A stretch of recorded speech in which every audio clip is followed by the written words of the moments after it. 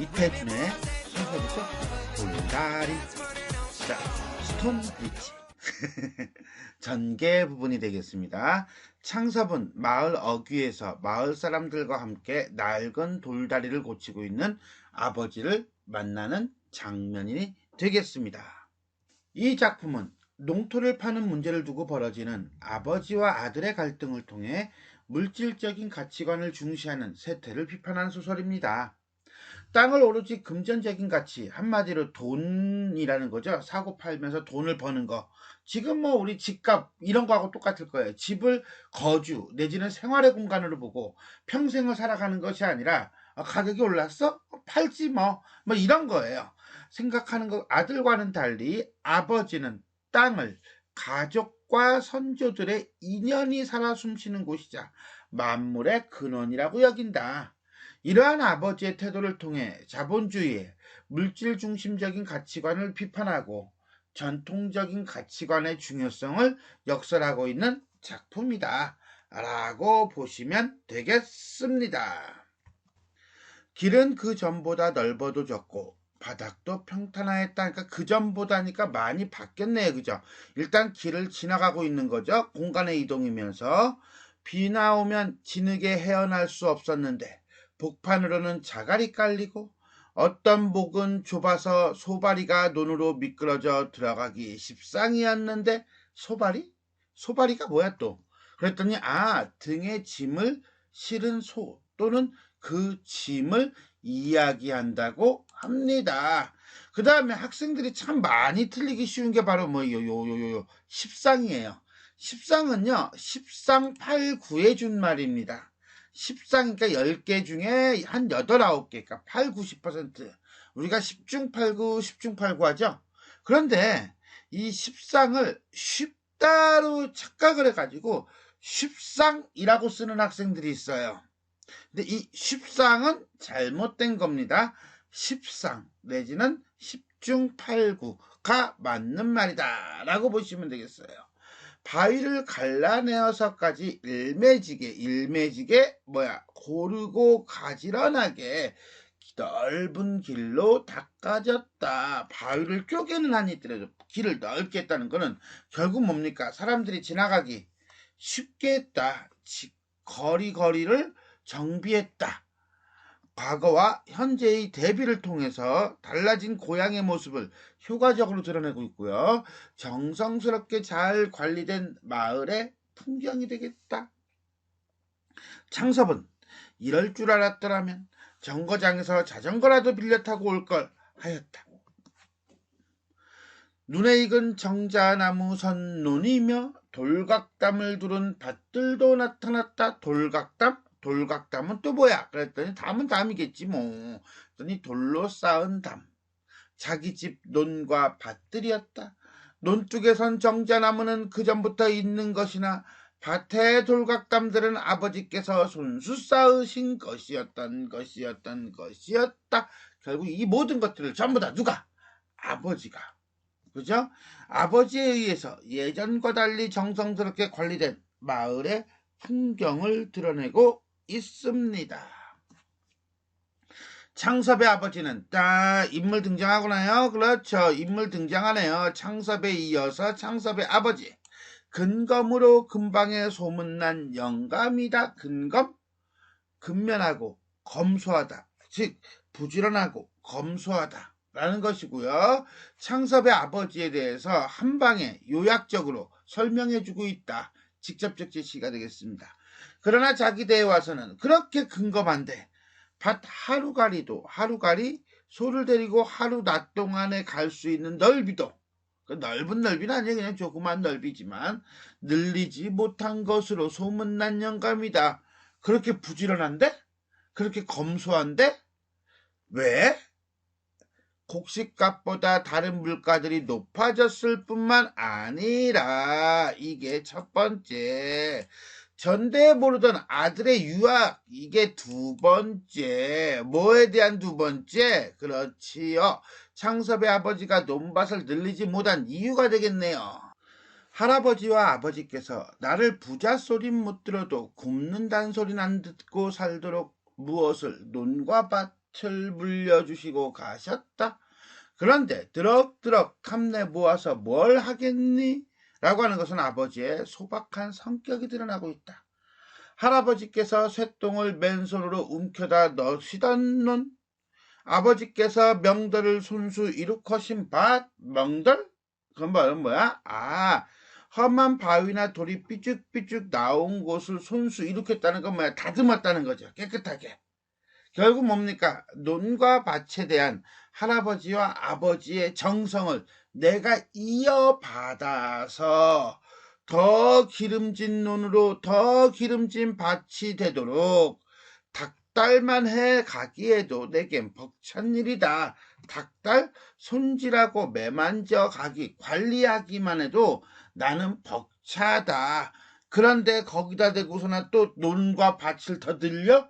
아이고 나 못해 이러는 거예요. 결국 창섭 아버지가 논밭을 늘리지 못한 이유가 되겠네요. 하고 전룡에 쓰고 전룡 아껴 사용하여 절약해서 사용하다예요. 절약해 사용하여 쓰고 남은 돈이 있으면 그 돈으로는 품을 몇씩 들여서까지 삐뚤은 논뱀이 바로잡기, 밭에 돌을 추려 바람막이로 담두르기, 개울에는 뚝막이 하기, 뚝막이는 뭐야? 그랬더니 뚝을 만드는 일을 하기 등등등등등. 한마디로 뭡니까? 돈을 아껴가지고 논밭을 관리하는 데 사용했다는 거죠. 자, 이건 결국 뭡니까? 아버지의 성격을 드러내고 있는 것이다. 그러다가 아들이 의사가 됐어. 의학 공부할 때는 그게 이제는 돈 들어가는 밭을 늘리지 못하는 이유였는데 의사가 됐잖아. 그럼 이제는 굳이 뭐 돈이 더 들어갈 일은 없거든. 그랬더니만은 돈이 남는다 싶었더니 그게 아니라 동네 길은 물론이고 읍길과 정거장길까지 다 닦아 놓았다. 한마디로 뭡니까? 자기의 어떤 개인적인 용도보다는 마을을 위한 일에 돈을 썼다. 그러다 보니까 돈을 늘리지를 못했다. 남을 주면 땅을 버린다고 남에게 소작을 주면이겠죠. 여간 근실한 근면하고 진실한 자국이 아니면 사람이 아니면 소작을 주지 않았고 소를 두 필이나 메고 일꾼을 3명씩이나 두고 적지 않은 전답을 모두 자작농, 자농이라는 건 자작농이에요. 자기가 직접 짓는 거예요. 농사를 버티어왔다. 내가 하는 거야. 그래야 돼. 라는 거죠. 아버지의 어떤 정성스러운 모습이 드러나고 있다. 실속이 타작만 못하다는 둥, 타작이라고 하는 것은 자작의 반대예요. 한마디로 뭡니까? 다른 사람에게 어떤 농사를 지을 수 있는 권리를 주고서나 거기다 대고서는 일정 수수료를 받는 거예요. 일꾼 셋이 저희 농사에 가지고 나간다는 둥, 이해만을 따져 비평하는 소리. 한마디로 말해서 창섭이 아버지에게 에이 그렇게 하면 돈 못 벌어 라고 얘기하는 사람들이 많았으나 한마디로 뭡니까? 돈을 어떻게 하면 잘 벌 수 있을까? 어떻게 하면 돈을 많이 벌 수 있을까를 따지는 태도. 한마디로 땅, 논을 이해타산으로 보는 태도를 볼 때는 창섭의 아버지가 하는 일은 별 볼 일 없는 일이죠. 오히려 손해를 보는 일이 되겠죠. 그러나 창섭의 아버지는 땅을 위해서는 자기 자신의 이해만으로 계산하려 하지 않았다. 한마디로 논, 땅을 이해타산으로 생각하지 않았다라고 하는 거니까 이 두 개는 대립적 관점이 되겠죠. 이렇게. 이와 같은 임자를 가진 땅이라. 이와 같은 임자가 어떤 임자인데 땅을 이해타산으로 생각하지 않고 진실되게 관리하고 진짜 성심껏 관리하는 그런 임자. 누구야? 창섭의 아버지죠. 땅들이라 곡식을 거둔 뒤 그루만 남은 논과 밭 1호대. 그루? 자, 자리만 남은 밭 1호대. 그 바닥들의 고름, 그 언저리들의 발음, 흙의 부드러움은 마치 지규법을 쓰고 있나요?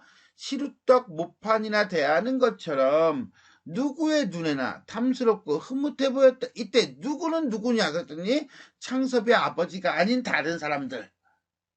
제3자들이 볼 때도 탐스럽고 흐뭇해 보였다. 쉽게 얘기해서 땅에 대한 애정과 결과로 논과 밭이 관리가 아주 잘 되었다라고 보시면 되겠습니다. 이런 땅을 팔기에는 아무리 수입이 몇 배 나은 병원을 늘리기 위해서라 할지라도 아버지께 미안하지 않을 수가 없었다. 자, 이런 땅을 누가 팔려고 그래? 창섭이가 팔려고 하죠. 왜 팔려고 그래? 병원을 늘리려고. 결국은 이런 땅에 대한 아버지의 어떤 태도, 아버지의 정성, 아버지의 마인드를 알기 때문에 땅 팔고 병원 키우자라고 얘기하기에는 솔직히 창섭이도 미안할 수밖에 없었다. 미안했다라는 얘기가 하나. 그 다음에 또 하나는 바로 뭡니까? 아버지의 땅을 팔아서 병원을 늘리려는 계획을 가지고 있다는 거 하나. 그 다음에 또 하나 뭡니까? 땅이란 결국 뭡니까? 돈을 벌기 위한, 경제적 이익을 확보하기 위한 수단이다 라는 누구의 마인드? 창섭의 마인드라는 거 하나. 이렇게 세 가지 정도를 우리가 이 구절에서 파악할 수 있습니다. 그러나 잡히기나 해가지고는 땅을 잡혀서는 이렇게 돼요. 땅을 잡힌다는 게 뭐예요? 그렇죠. 대출이죠. 담보로 대출을 받아서는 3만 원 돈을 만들 수가 없었고, 3만 원이 필요한가 보구나. 3만 원? 3만 원은 그냥 용돈인데? 라고 생각하면 안 돼요. 이게 지금 워낙 가치가 다르죠. 이건 일제시대 1930년대요. 3만 원 그러면 엄청나게 큰 돈이다라고 보시면 돼요. 서울에서 큰 양관이라고 하는 건 양옥, 서양식 건물입니다. 손에 넣는다는 것은 획득하다, 가지다 이런 뜻이겠죠. 돈만 있다고 아무 때나 될 일이 아니었다. 기회가 자주 오는 게 아니었다라는 거죠.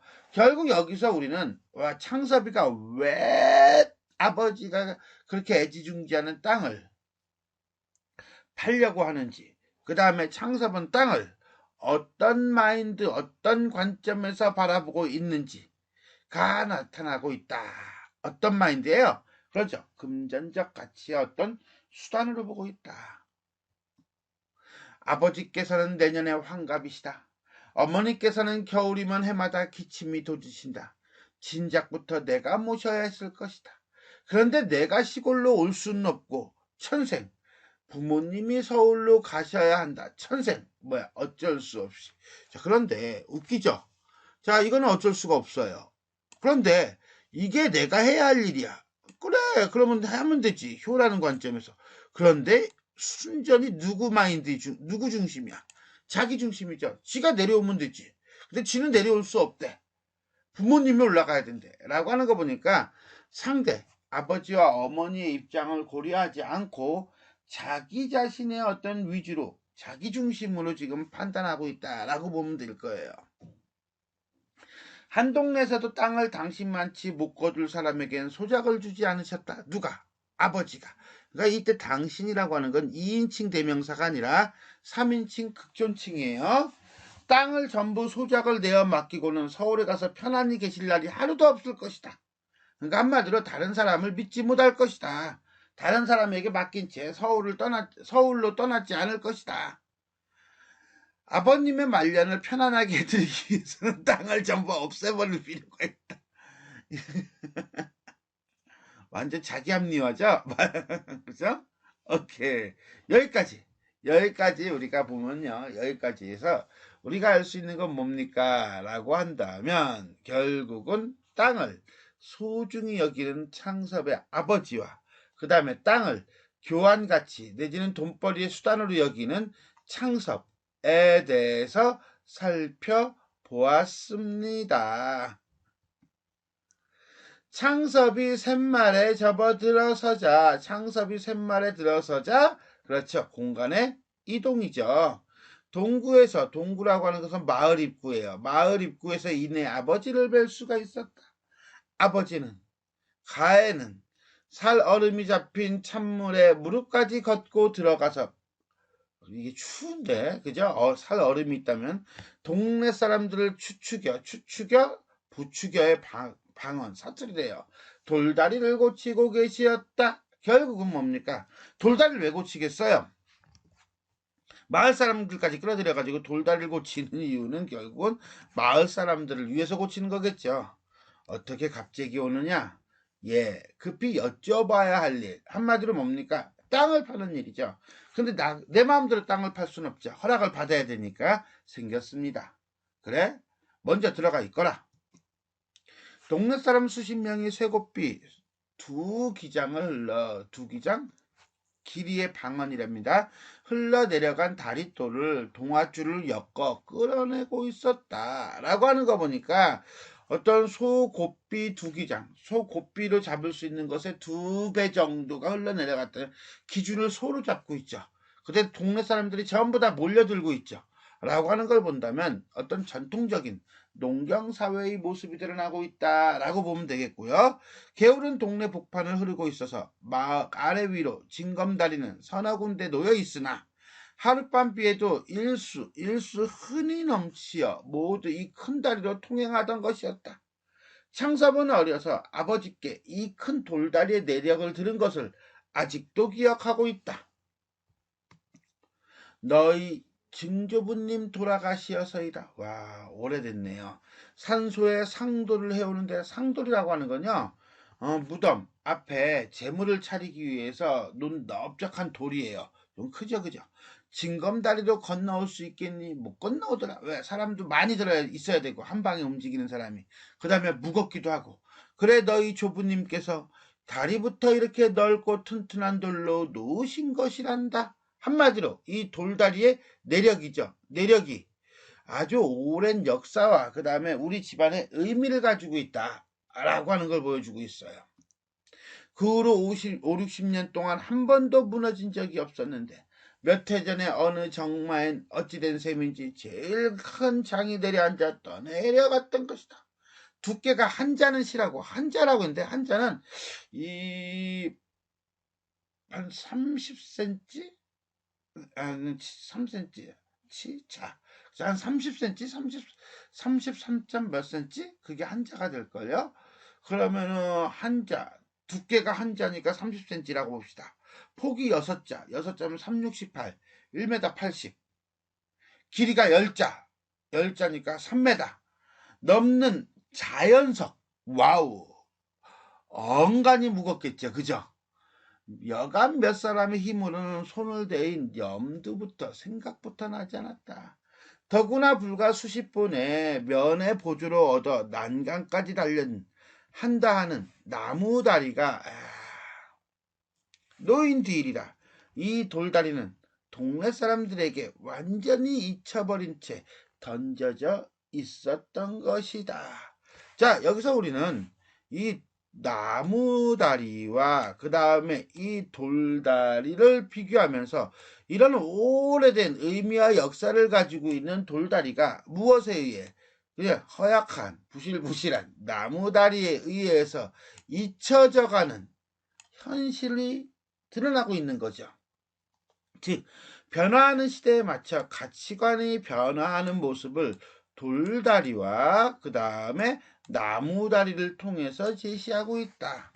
그리고 요 슬라이드 부분은 결국은 마을 사람들이 돌다리가 떠내려갔음에도 불구하고 고치지 않은 이유다. 그건 바로 뭡니까? 편리하거든 편의를 중시하는 세태가 드러나고 있다 라고 보시면 되겠습니다.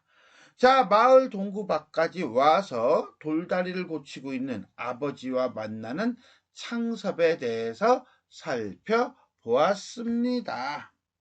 자, 여기까지 이태준의 돌다리의 전개 부분을 살펴보았는데 여기서 우리가 봐야 될 거는 아마 이 부분일 거예요. 뭡니까? 그렇죠. 재밌죠? 창섭의 자기 합리화 과정이에요.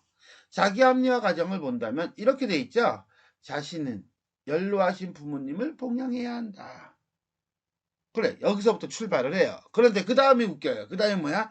내가 시골로 올 수는 없으니 부모님이 서울로 올라가야 한다. 그런데 부모님은, 특히 아버지는 성격상 논을 소작인에게 맡기고 서울로 가지 않으실 것이다. 그런데 그렇게 되면 만약 가게 되더라도 올라가야 되거든. 근데 편안하질 못해. 그러니까 어떻게 해야 돼? 문제의 원인이 되는 논, 즉 땅을 팔면 서울에서 아버지께서 논을 걱정하지 않으셔도 되니까 편안하실 것이다. 그러므로 결론 땡땡땡 뭐야? 땅을 파는 것은 아버지를 위한 일이다. 라는 합리화의 과정이 드러나고 있습니다. 좀 웃겼어요. 그죠? 자, 여기까지 우리는 이태준의 돌다리 전개 부분, 창섭이 마을 어귀에서 마을 사람들과 함께 낡은 돌다리를 고치고 있는 아버지를 만나는 장면을 살펴보았습니다. 지금까지 내용이 도움이 되셨다면 좋아요와 구독 버튼 눌러주시고요. 알람 설정 부탁드리겠습니다. 수고하셨습니다.